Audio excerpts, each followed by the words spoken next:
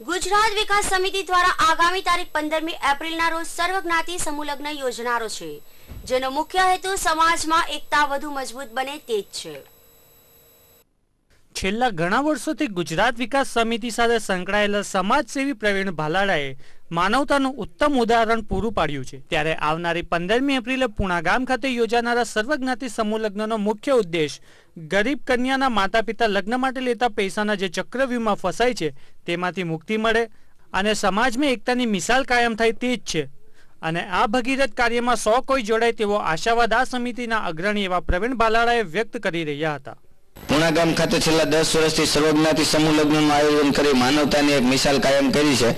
11મો સર્વજ્ઞાતિ સમૂહ લગ્ન પુણા ગામ ખાતે 15/4/2012 15 એપ્રિલના રોજ યોજાશે। આ સર્વજ્ઞાતિ સમૂહ લગ્નમાં જોડાવા માટે આપ કાર્યાલયનો સંપર્ક કરી શકો છો। સીતુનગર E120 Lakshmi palace, Puna Bombay market road, Puna ગામ, સુરત। અને મારો મોબાઈલ નંબર પર સંપર્ક કરી શકો છો 98234882 9824382882। આ સર્વજ્ઞાતિ સમૂહ લગ્નનો મુખ્ય હેતુ એ છે કે સમાજમાં એકતા વધે, ભાઈચારો વધે। આગામી સમયમાં ગુજરાત વિકાસ સમિતિ આ જ પ્રમાણે સમાજ સેવાના કાર્યો કરી સમાજમાં ઉત્તમ ઉદાહરણ પૂરું પાડશે, જે ખરેખર સરાહનીય કહી શકાય। કેમેરામેન હિતેશ ચિત્રોડા સાથે કિરણ પારગી, ગુજરાત ન્યૂઝ, સુરત।